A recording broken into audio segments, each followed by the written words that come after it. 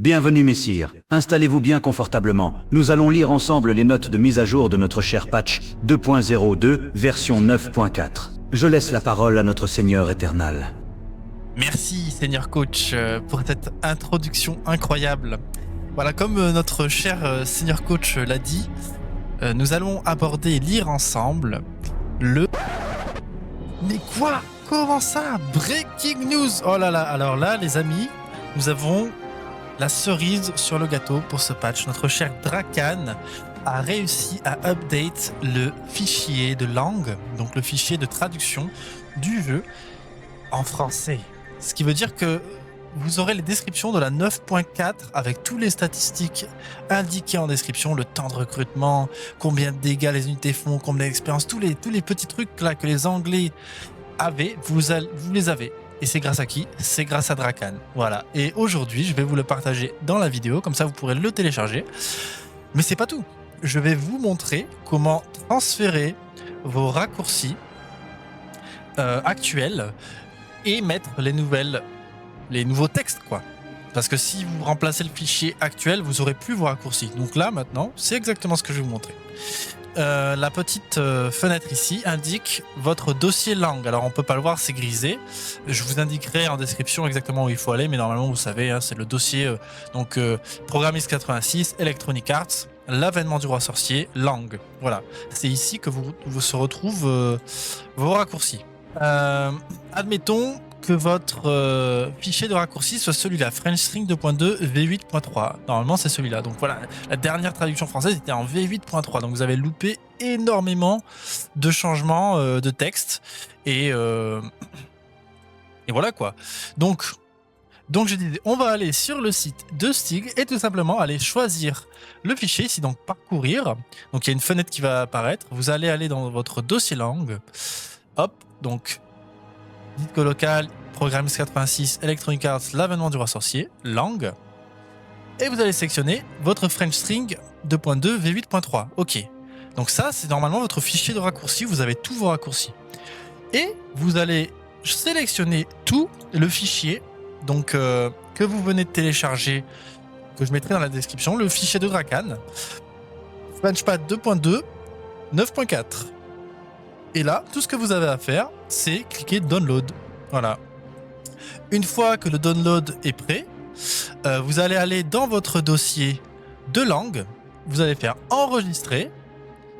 Une fois que vous êtes ici, vous allez très certainement devoir le renommer. Donc vous allez... alors, il est possible que vous n'ayez pas besoin de le renommer. Donc il est possible que vous puissiez simplement supprimer votre fichier de raccourci ici. Hop. Et voilà. Mais si ça marche pas, c'est-à-dire de supprimer votre ancien fichier de raccourci et de garder le nom 9.4, si ça marche pas, vous allez venir copier le nom French String 2.2 V8.3, supprimer le fichier et renommer votre French Patch 9.4 en French String 2.2 8.3. Voilà. Et là, normalement, ça marchera à tous les coups. Voilà, mais peut-être vous n'aurez pas besoin de faire cette étape, voilà. Mais là, ça y est, vous avez vos raccourcis et les nouvelles descriptions incroyables en jeu que je vais vous montrer tout de suite. Voilà, donc nous sommes en jeu. Comme vous pouvez voir, mon jeu est bien en français. Si je vais ici, paramètres 2.02 version 9.4, incroyable.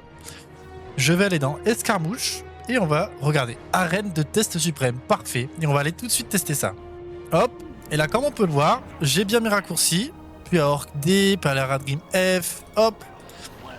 Et ça marche impeccable. Et surtout maintenant, regardez les descriptions incroyables. Entraîne un constructeur. Construit des bâtiments, temps de recrutement, 30 secondes. Si je clique sur les orques, oh, regardez. Type d'unité épéiste, temps de recrutement, 22 secondes. Niveau 2, plus 10 de santé, plus 10 dégâts. On a toutes les descriptions updatées, quoi. C'est trop bien. Donc c'est génial, regarde, dégâts de corps à corps spécialiste. Ça vous donne exactement ce qu'on va parler dans la vidéo plus tard. Donc c'est génial. Au top. Voilà, allez, on passe à la vidéo. On passe au patch. Le patch note de la 9.4. C'est parti. Du coup, sans plus attendre, on va directement entrer dans les changements généraux. Et ça commence direct. Direct, on a Dragon invoqué. Donc le pouvoir des hangars des gobelins.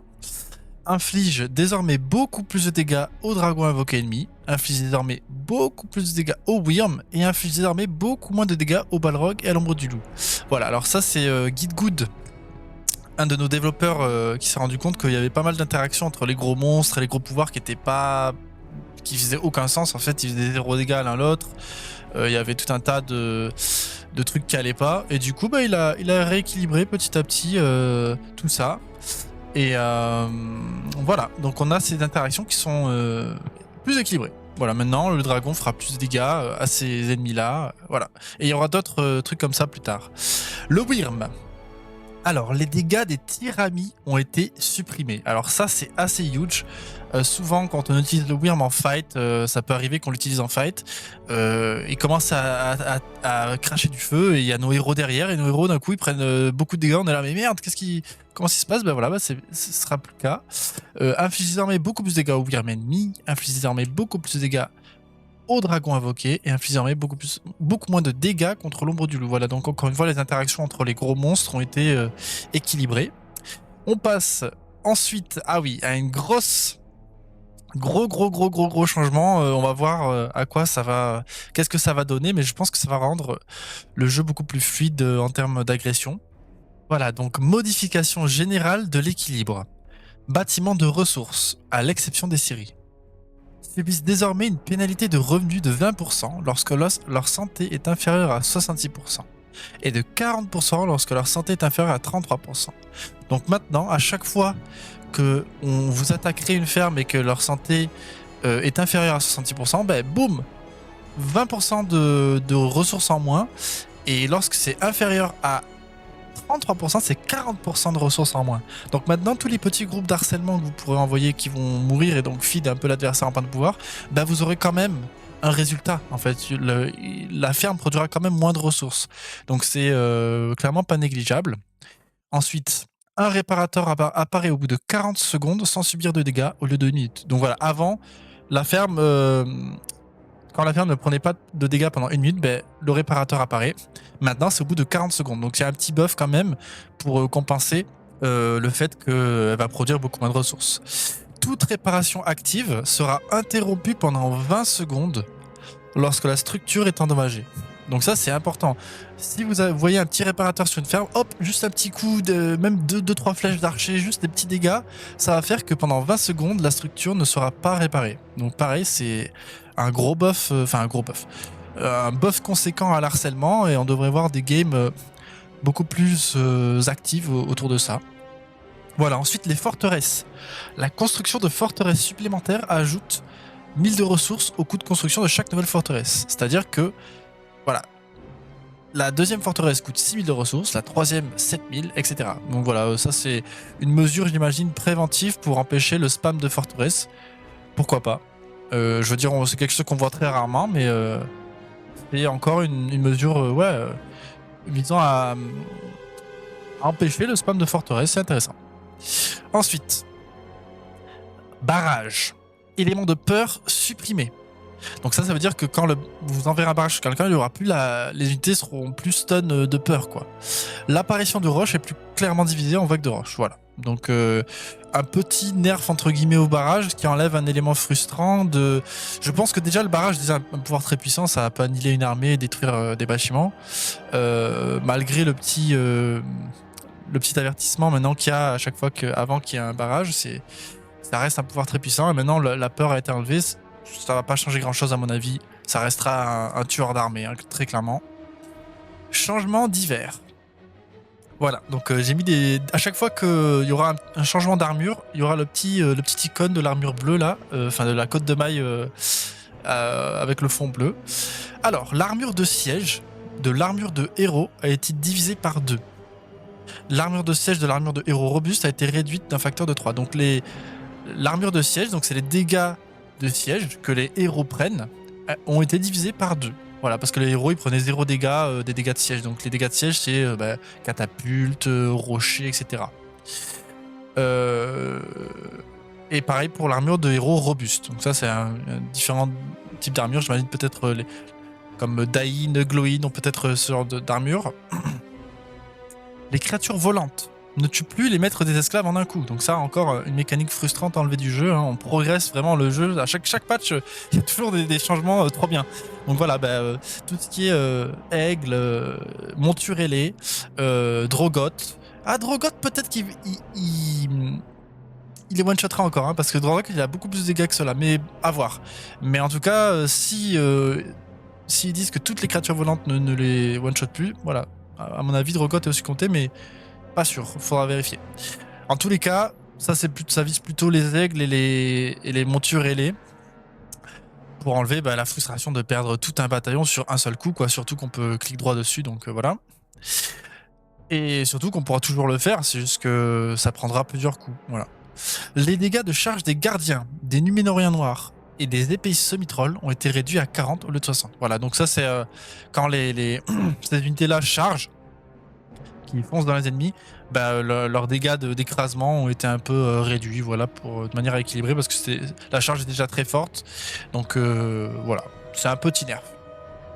Ensuite, ah oui, les tours. Tours pour toutes les factions, sauf Mordor. Le coût de construction augmente de 100 après la construction de la deuxième tour. L'augmentation du coût de construction a été plafonnée à 1000. Donc maintenant, à chaque fois que vous construirez des tours supplémentaires, ça va augmenter de prix jusqu'à arriver à 1000 de ressources. Après, au bout de 5 tours, du coup, toutes vos tours coûteront 1000. Donc ça, c'est une mesure préventive pour empêcher les joueurs de spammer les tours. Il y a certains joueurs qui adorent spammer les tours partout en mettant des unités à l'intérieur. Bon, c'est une mesure qui rend le camping, camper, mettre des soldats dans les tours, attendre, beaucoup plus coûteux qu'avant. Voilà. On pourrait toujours le faire, hein, mais bon, la tour à 1000 de ressources, je pense qu'on y pense à 2 fois. À part en vraiment très très late game où on a beaucoup de ressources et encore ça coûtera 1000 quoi, c'est pas rien. Changement d'hiver. Le bonus de la horde requis est revenu à 100 unités au lieu de 75. Donc le bonus de la horde, c'est les orques et les gobelins. Quand ils sont au nombre de 100 soldats orques, 100 guerriers orques, 100 gobelins, ils gagnaient 25% de dégâts. Et avant c'était à 100, ensuite c'est passé à 75, donc c'était 4 bataillons seulement. Et là on retourne à 100, donc il faut 5 bataillons à nouveau d'orques ou de gobelins pour avoir le bonus d'ailleurs. Donc ça je pense que c'est un nerf qui est nécessaire parce que vraiment c'est un bonus qui était très très fort, par exemple avec les archers gobelins, les archers orques. Et même les orques classiques, c'était assez facile de l'avoir 4 bataillons, c'était vraiment très simple. Donc voilà, un petit nerf mais mérité. La durée de l'industrie et des richesses naines. Alors je sais pas pourquoi j'ai écrit a été. La durée de l'industrie et des richesses naines, oui, la durée oui, a été réduite à 120 secondes au lieu de 150 secondes. Voilà. Donc maintenant ça dure 2 minutes au lieu de 2 minutes 30. À savoir que le pouvoir se recharge en 3 minutes, me semble-t-il. Donc, ou alors en 4 minutes, je sais plus. Non, c'est 3 minutes. Du coup, maintenant, on a l'industrie pendant 2 minutes. Et une fois que vous voyez le pouvoir qu'il lui reste un tiers à recharger, hop, vous savez que votre industrie, votre richesse des nains est terminée. Voilà, c'est un petit nerf à ses pouvoirs très très très forts. Je pense aussi justifié, hein, c'est des pouvoirs qui permettent de vraiment revenir dans des games ou carrément d'avoir un bonus économique incroyable sur un seul spot. Ouais. Non, c'est justifié. Plusieurs modifications des scalaires. Donc les scalaires, c'est des types de dégâts particuliers. J'ai pas trop trouvé la traduction, mais bon, scalaire, scalar en anglais. Bon, c'est des types de dégâts particuliers. Par exemple, corsaire. Il y en a pas trop dans le 2.2, mais par exemple. Un exemple complètement au hasard, Corsair fait plus de dégâts à Gardien de 10% par exemple. Ça, il y en a de moins en moins. Il y en a pas beaucoup dans la 2.2 parce que la 2.2 équilibre le jeu d'une manière différente en faisant en sorte qu'il n'y ait pas besoin de scalaire pour tout en fait. C'est-à-dire on va équilibrer plutôt les stats des gardiens même plutôt que de leur donner plus de dégâts ou moins de dégâts contre une unité et contre une autre ou un bâtiment ou quoi, pour en fait faire en sorte que ce soit homogène. Par exemple, si on dit ouais, gardien 50% de dégâts contre les corsaires, donc ils sont un hard counter au cancer, mais d'un coup ils perdent contre des des guerriers Uruk, on sera en mode c'est bizarre, ils gagnent contre des corsaires énormément et ils perdent contre des guerriers Uruk. Donc en fait les scalaires, il y a 2.2 on utilise, mais de manière on va dire, équilibré, parcimoné, par-ci par-là, quoi, pour en faire en sorte que, tiens, les gardiens sont bons contre les corsaires, et tiens, les gardiens sont bons contre les guerriers roux, par exemple. Je dis n'importe quoi, hein, mais que ce soit en fait logique partout, voilà. Et que si on doit modifier un truc, ce sera modifié directement plutôt que par des petits scalaires. Mais il y en a des scalaires. Donc, plusieurs modifications des scalaires et des armures ont été introduites pour rendre certaines interactions entre monstres et sièges plus raisonnables. Voilà. Donc ça, on va le voir un peu plus tard. Donc ça, c'est très bien. Ensuite, changement divers encore. L'armure de cavalerie des Drake a été augmentée à 50% au lieu de 70%. Donc ça, c'est excellent pour les Drake parce que ils prenaient un peu trop de dégâts de la cavalerie et désormais ils vont en prendre un peu moins. Ça permettra de garder le map control avec cette unité face à la cavalerie pour les gobelins. Et puis c'est une unité qui est censée counter la cavalerie. En fait, il y avait des moments où Éomer et des Rohirrim, par exemple, ils arrivent à s'agglutiner dessus, à les taper et ça leur faisait trop de dégâts. Bon là, hop, un peu plus d'armure en plus. Alors oui, pour tous les statistiques d'armure, plus c'est haut, moins il y a d'armure, plus c'est bas en pourcentage, plus il y a d'armure. Donc là, augmenter à 50%, ça veut dire ils prennent 20% de dégâts à moins au lieu de 70. Voilà. L'armure de siège globale des bâtisseurs était réduite. Auparavant, ils étaient trop résistants aux projectiles de catapulte. Voilà, encore un petit changement sympa. C'est vrai que les bâtisseurs prenaient 0 dégâts du siège. Maintenant, bon, attention aux rochers.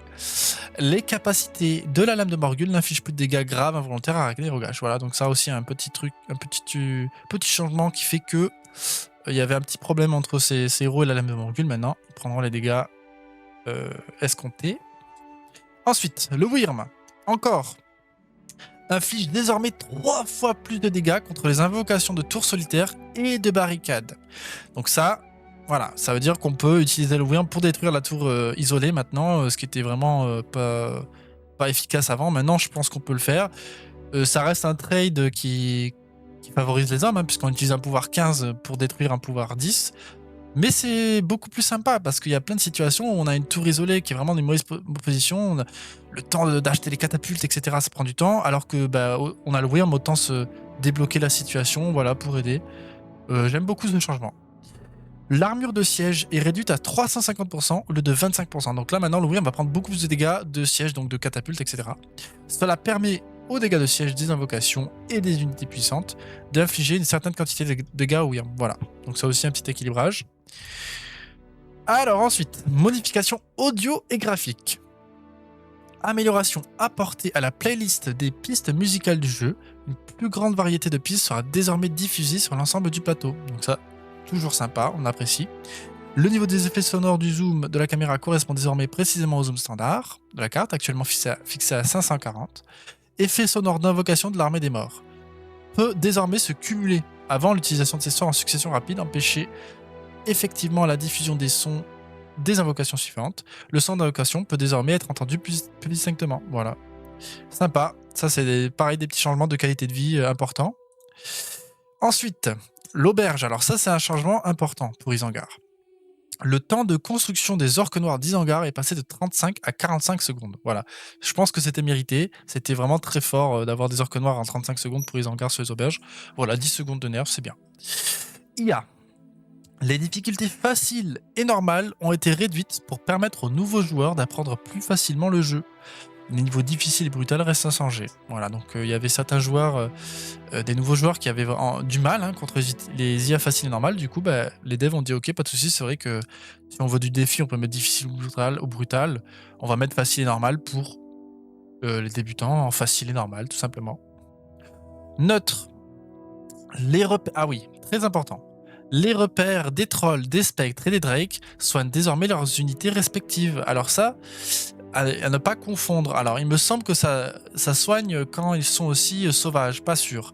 Par contre, ce dont je suis sûr, c'est que désormais, quand vous prenez l'antre de troll avec l'allégeance naturelle, vous pourrez ramener vos trolls à la caverne pour qu'ils se heal.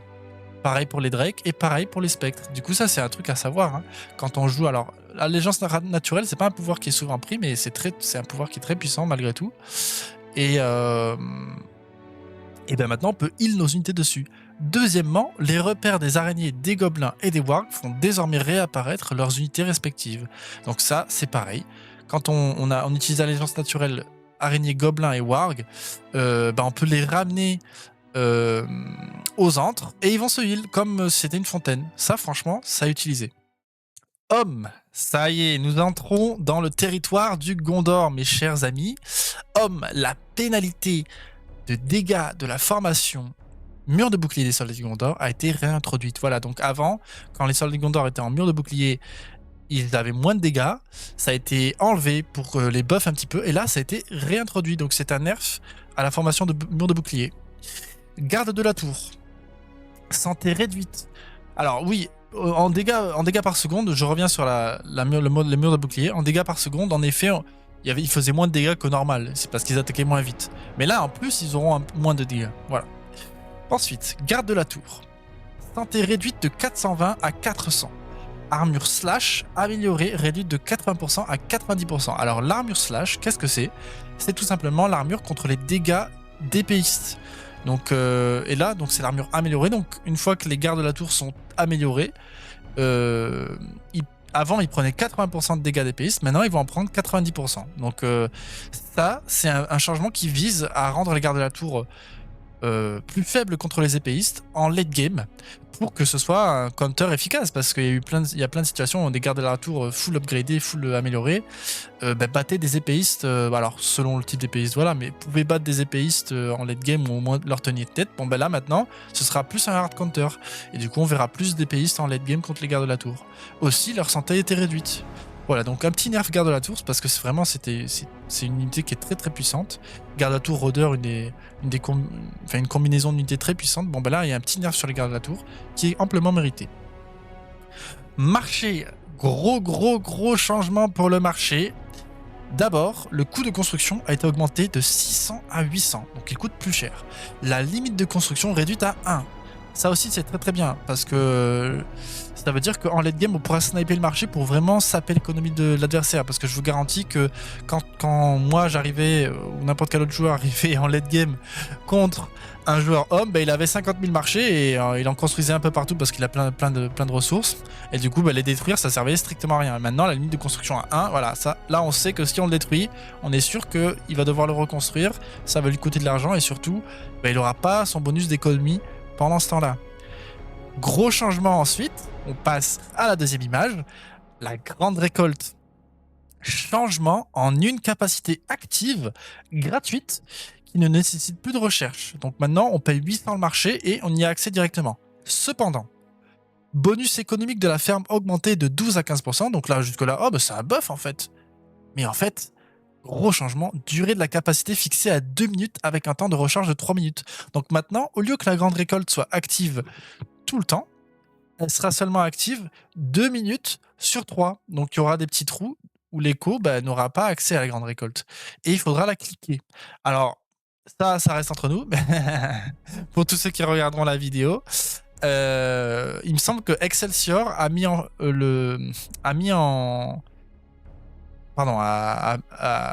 fait en sorte, a fait en sorte que on pouvait cliquer la grande récolte en mode automatique, ce qui enlève totalement le fait qu'on doive cliquer dessus en macro, voilà, toutes les 2 minutes, enfin toutes les 3 minutes, on clique dessus.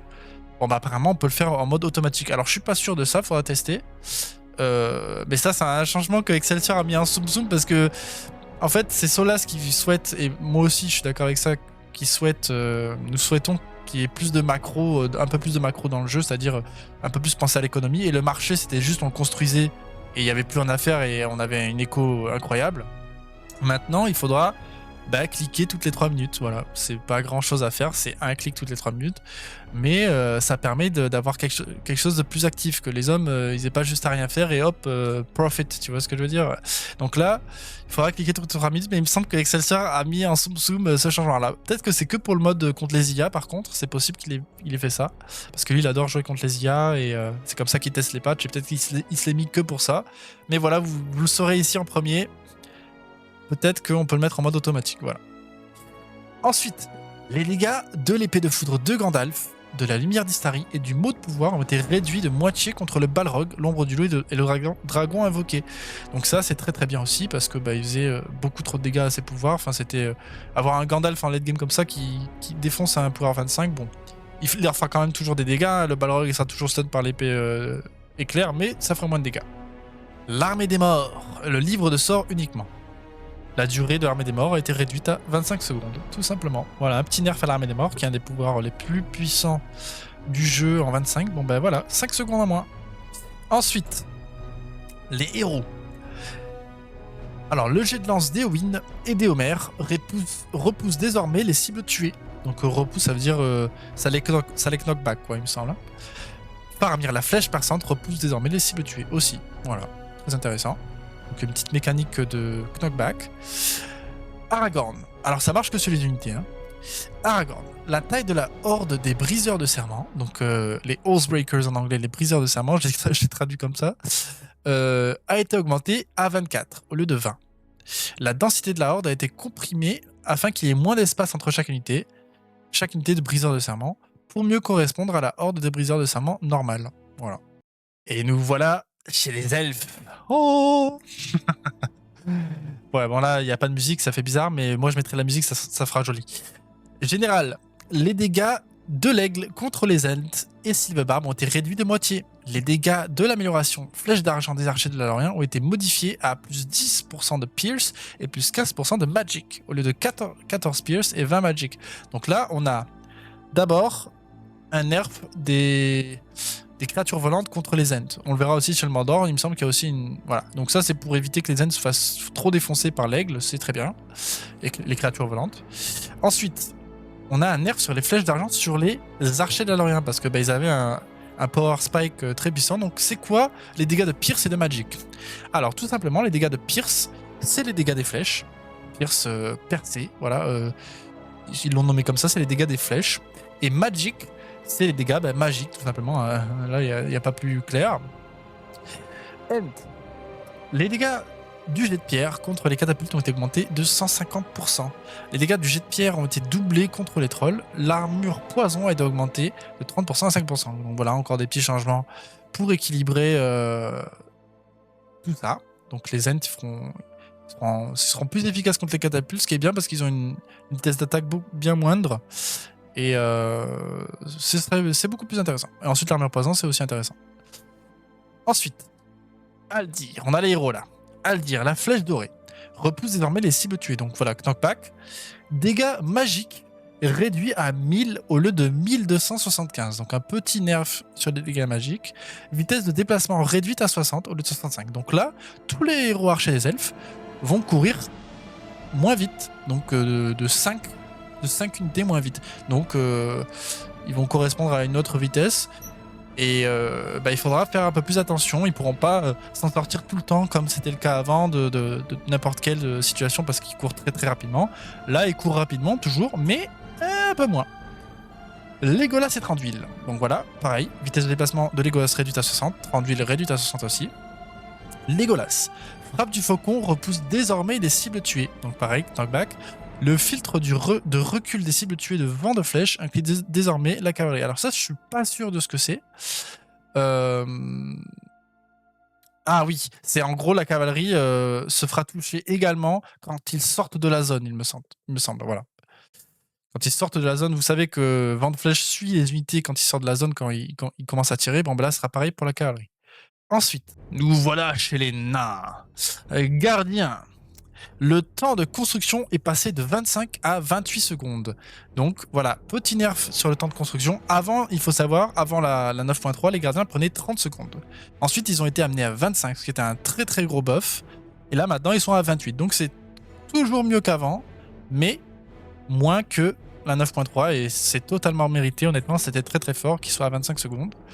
L'armure de dégâts perçants, donc c'est Pierce, comme tout à l'heure. Donc dégâts perçants, c'est les dégâts des flèches. Est revenu à 60% au lieu de 65%. Donc, petit buff. Oui, ils prendront plus de temps à sortir, mais petit buff sur leur armure de flèches, ils prendront 5% de dégâts en moins des flèches. C'est notable. Enfin, en tout cas, des flèches des archers. Hein, ne pas confondre aux flèches des structures, qui est un autre type de dégâts. Chariot de guerre. Lanceur de hache inflige désormais 50% de dégâts en moins contre les unités de piquet et les maîtres d'esclaves. Alors c'est les lanceurs de hache sur le chariot, hein. Donc l'upgrade du chariot, lanceur de hache. Donc ça c'est très très bien. Inflige désormais 25% de dégâts en moins contre les créatures volantes. Alors là nerf des lanceurs de hache qui étaient sur le chariot de guerre, parce qu'en fait le chariot de guerre n'est pas censé counter les piquets et voilà, les maîtres des esclaves, les créatures volantes. Donc parce que les lanceurs de hache en fait font des dégâts important contre les piquets puisque c'est un type de dégâts de épée, donc le slash. Donc ça a été nerf pour spécifiquement le chariot de guerre. Les lanceurs de hache normaux n'ont pas ce nerf, hein. C'est que pour le chariot de guerre. Bonus d'armure en maille de mithril réduit de 33% pour tous les types d'armure. Donc le chariot de guerre a toujours la capacité d'avoir l'armure en maille de mithril. Putain, j'ai pas corrigé ça. Oui, non, c'est ça, maille de mithril. En mithril, quoi. En armure de mithril.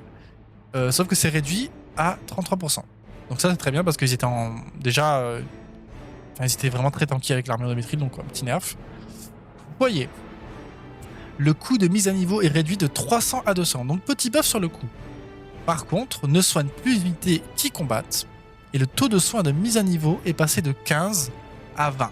L'armure de siège est réduite de 100% à 500%, mais les dégâts scalaires de siège contre les Battle Wagons, donc les BOE, là je l'ai réduit, mais les chariots de guerre, sont réduits.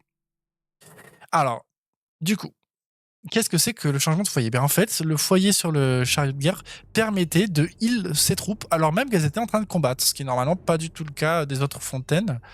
Enfin, ce qui n'est pas le cas des fontaines en général. Normalement, quand on se fait attaquer, ça ne heal pas. Bon là littéralement ça soignait les troupes alors qu'elles combattaient. C'était vraiment très très fort, surtout contre les factions de spam, gobelins, Mordor, etc. Parce qu'en fait les gobelins, les orques, etc. faisaient pas assez de dégâts contre les gardiens, et en fait le chariot il soignait les gardiens plus que les dégâts qu'ils prenaient. Donc c'est vraiment très fort dans certaines situations. Donc là maintenant ça c'est fini, ça va toujours soigner les unités hors combat. Et du coup, ça demandera quoi? Ça demandera de la micro, les amis. Il faudra sortir vos unités faibles en vie, les mettre derrière. Elles se soigneront tranquillement là où le chariot est positionné et remplacées par des unités avec plus de vie. Voilà. Donc ça demandera de la micro, tout simplement. Ensuite, Gimli. Le lancer de hache repousse désormais les cibles tuées. Donc voilà. Knockback. Le bonus de vitesse de déplacement du tueur est réduit à 50% de 75%. Donc ça c'est très très important. C'est donc la capacité Slayer en anglais, qui est très très puissante du niveau 5 de Gimli. Maintenant, au lieu qu'il se déplace à 75% de vitesse, ce sera 50%, 25% de vitesse en moins. Voilà. Donc ça reste très très fort, hein. Voilà, on pourra peut-être s'en échapper un peu plus, quoi. Voilà. Bon, ça reste très puissant, hein, mais c'est un peu moins exagéré. Voilà, c'est le mot que je cherchais. Ensuite, L'Isengard. Nous avons un changement très très important, qui est un grand changement d'équilibrage. Les torches. L'amélioration automatique des torches de la ferme du clan est désormais déplacée au niveau 2, au lieu du niveau 1.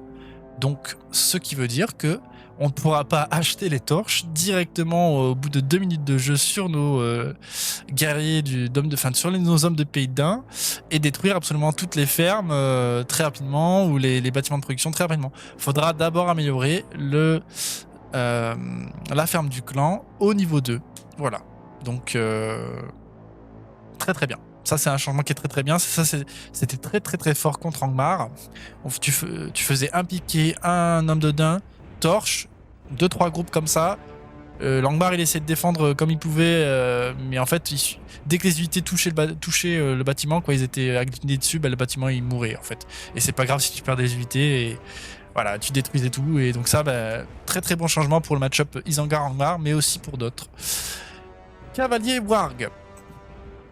Alors là on a un super buff, un bon buff qu'il mérite, parce que vraiment c'était dur là.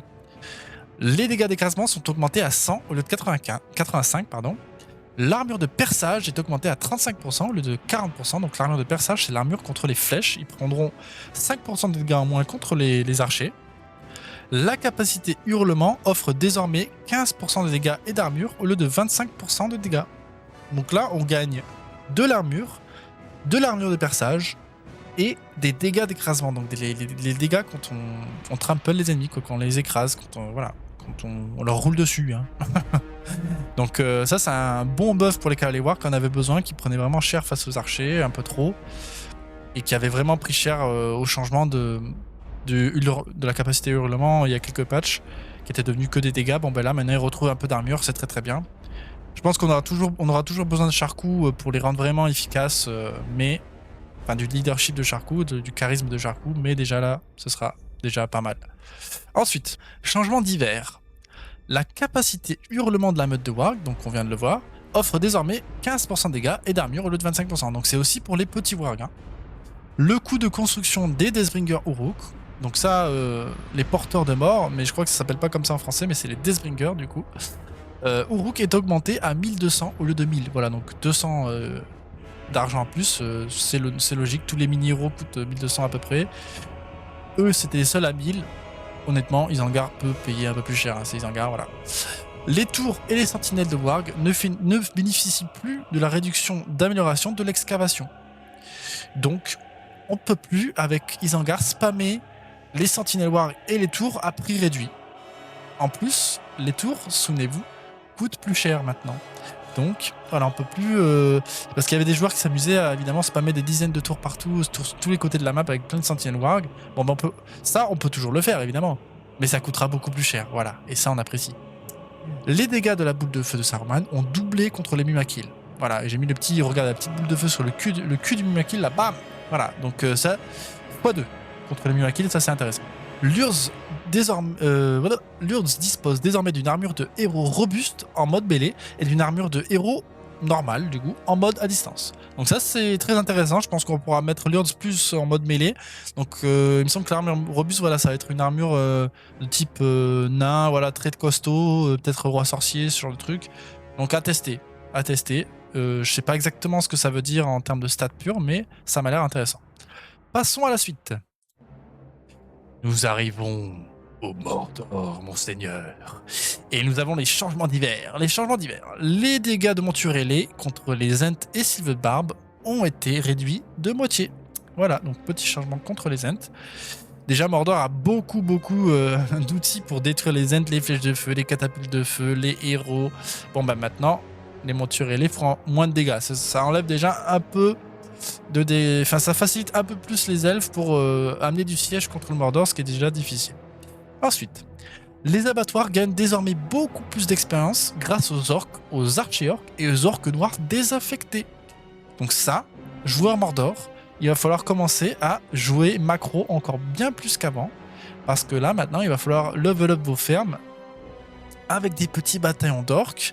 Quand vous pouvez vous en passer, vous les vendez à la ferme. Et qu'est-ce que ça va faire? Ça va donner des levels à la ferme. Et ça vous donnera du coup plus d'argent. Ferme niveau 2, ferme niveau 3.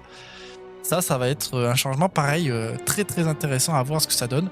Et n'oubliez pas qu'avec Industrie, c'est décuplé. Donc j'imagine qu'avec Industrie, il faudra tester. Mais très rapidement, on peut très rapidement atteindre le niveau 2 et niveau 3 en vendant quelques orques. Les dégâts d'amélioration des flèches de feu des archers orques ont été modifiés pour passer à 10 de flammes et 5 de perçage au lieu de seulement 10 de flammes. Donc les archers orques, avec les flèches de feu, gagnent du coup 5 dégâts de perçage en plus. Très intéressant. Ça, c'est très cool. Parce que le Mordor manque un peu d'archers. On a les archers à Adring qui sont très bien, mais c'est pas les meilleurs archers d'élite. Du coup, le fait que les archers orques gagnent un peu de dégâts, là, c'est pas mal. La santé des... Enfin, avec l'upgrade, hein, donc en late game. La santé des lancers à Adrim a été augmentée à 400 ou 350. Pareil, changement très bien. C'était la pire cave du jeu avant, honnêtement. Parce que les chevaucheurs de loup, au moins, eux pouvaient se heal niveau 1, là il fallait acheter les bannières. Bon, là, un petit peu de santé, ça va leur faire du bien. Très bien. Ensuite, Trolls des montagnes. Alors, on a beaucoup de changements. L'armure de perçage a été augmentée à 40% au lieu de 45%. Donc, les trolls des montagnes vont prendre 5% de dégâts de flèches en moins. Les dégâts du lancer de pierre contre les Ents ont été réduits de 25%. Ok, sympa. Bon, ça, c'est les petits changements des monstres, comme on avait dit au début. Le rayon de dégâts complet de l'attaque au corps à corps à l'arbre a été augmenté à 50 au lieu de 30%. Donc ça, c'est très très gros buff. Enfin, buff du coup de 20% pour l'attaque à l'arbre qui faisait pas assez de dégâts, qui avait pas un rayon génial.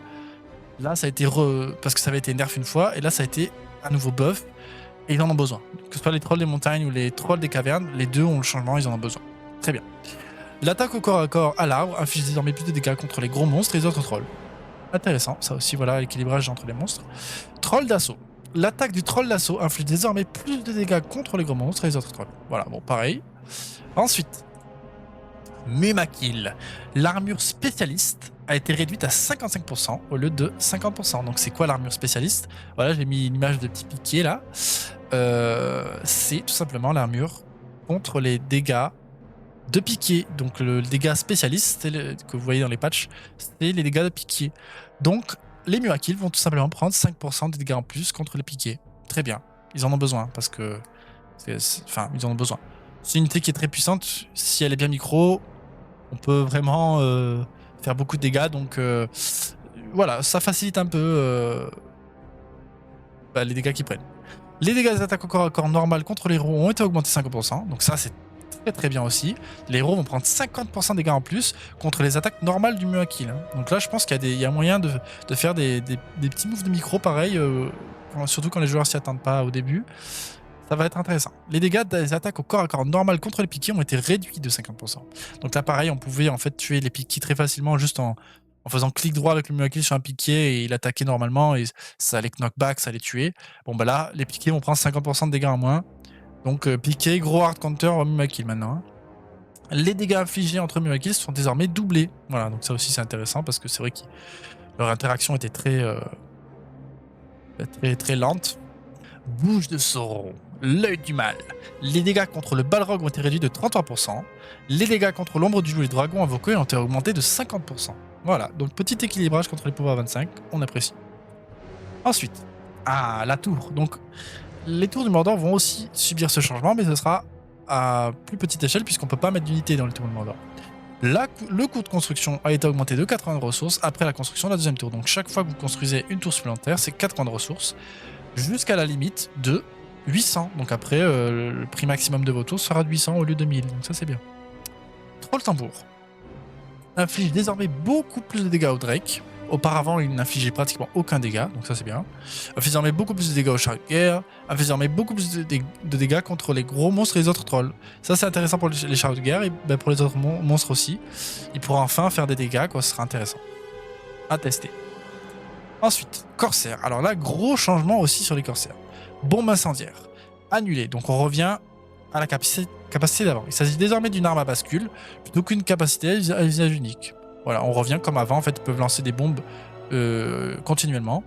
Les dégâts de base de flamme ont été augmentés à 10 au lieu de 9. Les dégâts de feu au sol et le potentiel de propagation ont été ajustés en conséquence. Voilà. La vitesse d'attaque au corps à corps est revenue à 1,5 secondes au lieu de 1,3, donc ils attaquent un peu moins vite. La capacité de pillage a été supprimée. Ça, c'est très bien aussi. Franchement, j'aime bien. L'armure slash, donc l'armure contre les dégâts d'épée, est revenue à 90% au lieu de 95%. Donc, 5% d'armure en plus contre les épéistes. Et l'armure pierce est revenue à 70% au lieu de 85%. Donc, ils ont 15% d'armure en plus contre les dégâts de flèches. Voilà, ça, c'est très bien aussi. Donc là, on est revenu un peu au corsaire d'avant, en fait. Hein. Sauf qu'on peut les faire à partir de la taverne. Je pense que ce sera toujours, le starter corsaire sera toujours viable, mais moins destructeur. Parce qu'avec le pillage, plus les bons, plus la vitesse d'attaque, on pouvait vraiment mettre quelqu'un à mal dès le début de game. Ensuite, les gobelins. Les gobelins, on a des gros changements pour les gobelins. Beaucoup de buffs, beaucoup de changements intéressants. Premièrement, les semi-trolls infligent désormais des dégâts de vengeance par écrasement comme les piquiers normaux. Ça veut dire que si votre cavalerie traverse le bataillon de semi-trolls, ils vont se faire tuer, comme les piquets normaux. Ça, c'est un changement énorme. Toute cavalerie entrante à proximité subira des dégâts de vengeance par écrasement, comme si elle piétinait des piquets normaux. Voilà. Ne peut toujours pas être piétinée, mais ralentira la cavalerie. Voilà, donc gros buff au semi-troll maraudeur qui en avait besoin parce qu'il servait pratiquement à rien en fait, à part en late game. En début de game, ils servaient à rien parce que la cavalerie pouvait simplement les ignorer. Bon, là maintenant, non seulement ils font des dégâts à eux, mais en plus, c'est des piquets normaux. Donc, gare à la cavalerie, c'est maintenant devenu des piquets très puissants, je pense. Et ça, on va voir des early games bien différents avec les gobelins qui vont pouvoir enfin utiliser des piquets contre la cave. Chevaucheur d'araignée. Rayon de géométrie réduit de 16 à 12. Cela a pour conséquence que les armes / capacités basées sur un rayon soient moins efficaces. Donc ça, c'est la hitbox. C'est la hitbox des chevaucheurs d'araignées qui est désormais moins grande. Et donc ça a pour conséquence que les... Voilà, tout ce qui est... pardon, attendez, hop. Tout ce qui est armes, capacité, donc basées sur des dégâts AOE, soit moins efficace tout simplement. Donc ça, c'est très très bien. À l'arc, dégâts bonus ajoutés contre Mumakil. 200% scalaire. Donc là, souvenez-vous des scalaires au début, j'en parlais. Donc un scalaire, c'est des dégâts spécifiques contre certaines unités. Bon, ils font 200% de dégâts en plus. Donc c'est énorme. Après, ça reste les dégâts des flèches des chevaucheurs. Donc pas énorme, mais avec 200% en plus, ça commence à être pas mal. Dégâts bonus augmentés contre les chariots de guerre. 450% scalaire au lieu de 350%. Donc ils font des dégâts bonus à l'arc contre les chariots et contre les Mumakil encore plus qu'avant. Ensuite, notre cher guerrier gobelin. Quel buff a-t-il reçu? Point de commandement requis réduit de 40 à 30. Donc ça, c'est conséquent. Hein. Ça veut dire qu'on peut en avoir beaucoup plus. Enfin, pas mal plus. C'est comme les orques. Les orques, c'est 30. Là, un gobelin, c'est 30.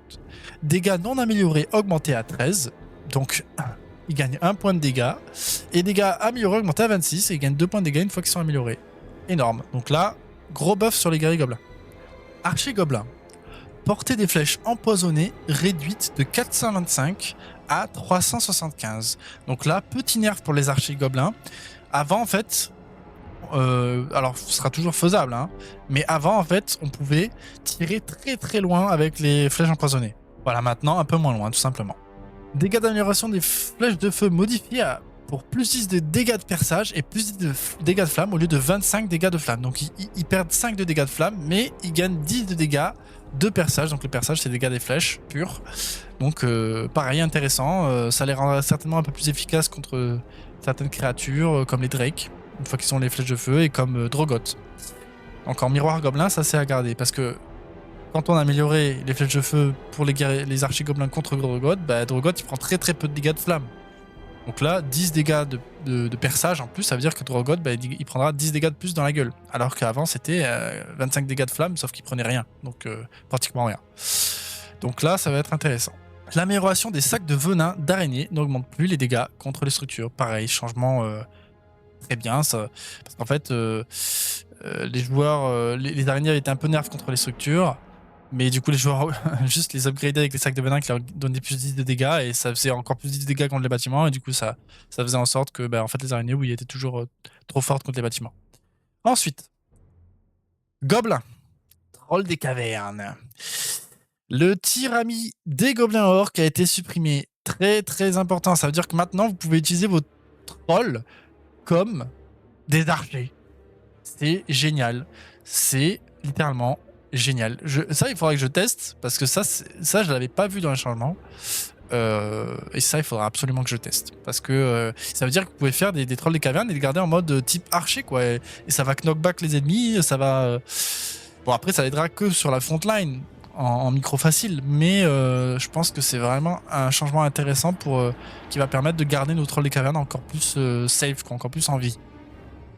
Temps de construction réduit à 40 secondes au lieu de 45. Donc voilà, petit buff, 5 secondes de construction, de temps de construction en moins, c'est très bien. Ils en ont besoin parce que les trolls des montagnes c'est 35 secondes. Donc là, trolls des cavernes c'est 40 secondes. Et à savoir que la fissure niveau 2 donne un petit boost de production. Donc peut-être qu'il se produira en 37 secondes. Voilà, 37-38. Peut-être. Ou peut-être même 36 si c'est 10%. À voir. Donc on sera sur des chiffres intéressants. L'armure perçante augmentée à 40% au lieu de 45% et un buff sur les dégâts de flèche. Le troll des cavernes va prendre 5% de dégâts de flèche en moins. Donc les dégâts des archers, hein, pas des structures. Dégâts de lancer de pierre contre les ennemis réduits de 25%. Voilà, donc là encore le changement entre les trolls et les monstres. Rayon de dégâts complet à l'attaque au corps à corps avec un arbre augmenté à 50 au lieu de 30%. Donc ça c'est comme ce que j'avais dit sur le Mordor. Gros buff à l'attaque à l'arbre, c'est génial. Ça va permettre de l'utiliser beaucoup plus souvent et les gobelins qui en ont beaucoup plus besoin que le Mordor, ils vont pouvoir compter dessus plus qu'avant. L'attaque au corps à corps avec un arbre inflige désormais plus de dégâts contre les gros monstres et les autres trolls. Et là, on voit bien l'image du cul du Makil. Voilà. Ensuite, Gobelin, toujours. Arachné. Dégâts du tunnel réduits à 50 au lieu de 100. Donc ça, c'est un nerf, mais c'est un nerf qui est nécessaire, notamment contre Angmar et contre certaines factions qui se faisaient abuser du fait que Arachné, tout simplement, one-shotait les rôdeurs quand elles sortaient de son tunnel. Voilà. Et si on one-shot les rôdeurs, Drogot, il arrive, il n'y a plus aucune menace. Donc là, on a un petit nerf, il va toujours faire des dégâts, hein, mais ça va plus les one-shot. Enfin, du moins, ça va one-shot certains, mais pas tout le bataillon, quoi. Pas la moitié du bataillon, hein. Voilà. Introduction d'un nouvel ensemble d'armures qui fonctionne en mouvement pour imiter la mécanique d'esquive des flèches du héros. Ça, c'est génial. Maintenant, quand elle va bouger, elle va prendre moins de dégâts de flèches. Donc, ah oui, donc moins de dégâts structurels, donc tout ce qui est forteresse, flèche. L'armure structurelle à l'arrêt... Attendez, non, c'est pas ça. Oui, c'est ça. L'armure structurelle à l'arrêt est réduite à 30%, donc elle va prendre plus de dégâts quand elle est à l'arrêt des structures, donc des forteresses, des tours, au lieu de 17%. Mais l'armure structurelle en mouvement est fixée à 15%, donc là, elle prendra 50% de dégâts en moins, en fait, enfin 15% du coup, comparé à 30. Quand elle est en mouvement. Voilà, donc quand elle bouge, elle prendra beaucoup moins de dégâts des flèches. Et l'armure perçante en mouvement est fixée à 13%, donc ça c'est encore un gros buff, donc énorme. Elle va prendre seulement 13% des dégâts de flèches, je sais pas si vous vous rendez compte, c'est vraiment bien. Ensuite, géants. Les dégâts des géants des montagnes contre la forteresse ont été réduits de 20%. Voilà, alors ça touche aussi les géants d'Angmar. Voilà, les géants sont un peu trop forts contre les forteresses. Ils faisaient encore trop de dégâts. Bon, réduit de 20%, voilà. Changement discutable ou non, je pense que c'est justifié. Il y a pas mal de catapultes dans le jeu qui faisaient beaucoup moins de dégâts que les géants et on les utilisait, donc voilà. Drogot. Dégâts de boules de feu contre les ents augmentés de 150%. Ça, c'est très bien. On va pouvoir sniper les ents encore plus avec la boule de feu. Les dégâts de l'attaque régulière contre Silbarb sont réduits de 25%. Voilà, donc là, on revient aux dégâts des monturelés contre les ents. C'est pareil. Enfin, des créatures volantes. Ensuite, et nous arrivons chez Langmar. Changement d'hiver. L'armure spécialiste améliorée des trolls des neiges a été réduite à 120% au lieu de 90%. Donc c'est quoi l'armure spécialiste améliorée? L'armure spécialiste, c'est l'armure contre les piquets, tout simplement. Donc, et améliorée, du coup, c'est quand ils ont l'armure lourde. Donc l'armure lourde, donc l'armure de la forge des ténèbres, des trolls des neiges a été réduite à 120% au lieu de 90%. Donc ils prennent 30 dégâts de pourcent en plus des piquets quand ils ont l'armure lourde. Voilà. Ça vise particulièrement les trolls des neiges parce une fois qu'ils avaient l'armure lourde, ils étaient invincibles. En fait, les piquets, ils pouvaient vraiment foncer dans les piquets, ils prenaient 0 dégâts. Donc là, ils prennent 30% de dégâts en plus. Changement justifié. La santé des chevaucheurs de loup a été augmentée à 300 au lieu de 250. Très bien aussi. Très très bien. Ça veut dire qu'ils seront un peu plus viables en early game. La pénalité de vitesse du champ de neige gelé a été réduite à moins 25% au lieu de moins 33%. Donc, et pareil pour le champ de neige d'avalanche. Donc quand une avalanche se produit, elle va créer un champ de neige. Bon, les héros, les unités, au lieu d'être moins 33%, de perdre 33% de vitesse, ils en perdront que 25%. Voilà, petit nerf. Justifié parce que 25 c'est plus cassé pour que votre armée soit largement assez rapide pour les rattraper et tuer les héros, etc. 33% c'était vraiment puissant, donc voilà, petit nerf à voir. J'ai pas vraiment d'avis sur ce nerf là. C'est certainement justifié, je pense. Le nombre de dégâts principaux, c'est vrai que non, c'est plutôt justifié surtout pour le pouvoir 10, parce que le pouvoir 10 pouvait vraiment complètement ralentir une zone à certains moments de la game, donc là 25% c'est bien. Le nombre de dégâts principaux de Blight a été augmenté à 5 au lieu de 3. Donc voilà, bon buff pour Blight, qui donnera plus de dégâts, il en avait besoin. Ensuite, sorcier. La glace noire, pénalité de vitesse réduite à moins 25% ou moins 33%. Donc on reste dans cette lancée de nerf un peu la pénalité de vitesse. C'est bien, c'est très bien parce que 25% c'est déjà beaucoup. La pénalité de vitesse ne suit plus l'unité hors de la zone ciblée. Alors ça n'a pas été fait, non terminé. Donc ça c'est Excelsior qui avait mis non terminé. Et j'ai vu le dernier patch note, c'était toujours non terminé. Ombre du loup, donc ça viendra peut-être une autre fois. Moi sur ça, je pense que c'est dommage, les sorciers ne sont pas assez utilisés. Quand on les sort, c'est justement pour utiliser les 2 premiers sorts principalement et ensuite les autres. Bon. Peut-être que du coup, ça sera pas dans le patch, ça. Le fait que ça ne suit plus les unités hors de la zone ciblée, je pense que c'est un peu dommage. Parce que c'est vraiment une petite zone, quoi, la glace noire. Ensuite, l'ombre du loup. L'attaque au corps à corps affiche désormais beaucoup plus de dégâts aux ombres des loups ennemis, donc ça pareil, c'est équilibrage, c'est intéressant. L'attaque au corps à corps affiche désormais beaucoup plus de dégâts aux wyrm ennemis. C'est bien. Et ensuite, correction de bugs. Donc là, il y a toute une liste de corrections de bugs et je crois qu'on est arrivé à la fin, les amis. Oui, donc correction de bug. Je vais lire la correction de bug et après, je vous laisserai lire le reste. Il y a tout un tas de petits changements, de maps rajoutés qui sont pas vraiment importantes pour la vidéo. Nous, ce qui s'intéresse, c'est les changements d'équilibrage. Mais non, notamment la correction de bug, des choses intéressantes comme l'URSS n'acquiert plus automatiquement les ennemis éloignés en mode mêlée. Ça, c'est super parce qu'il était en mode mêlée, il partait tout seul. Voilà, correction d'un problème où le sac à venin d'araignée de la tanière ne pouvait pas être acheté. Le debuff de la corne de Boromir n'annulera plus, ne remplacera plus certains autres effets spéciaux bonus tels que le hurlement, cripple, lame de Morgul. Donc ça, c'est les effets spéciaux, c'est les FX, donc tout ce qui est effets spéciaux des pouvoirs. Voilà, donc je vous laisse lire ça si ça vous intéresse. Et sur ce, eh bien, je vous souhaite une très bonne fin de journée, ou tout simplement une très bonne journée, ou une très bonne nuit, n'importe quand en terre de milieu vous écoutez cette vidéo. Et moi, je vais m'en aller avec mon super coach, senior coach, hein, qui nous a fait une super introduction. Je vais m'en aller. Je vous souhaite une très bonne bataille en terre du milieu. Salut à tous!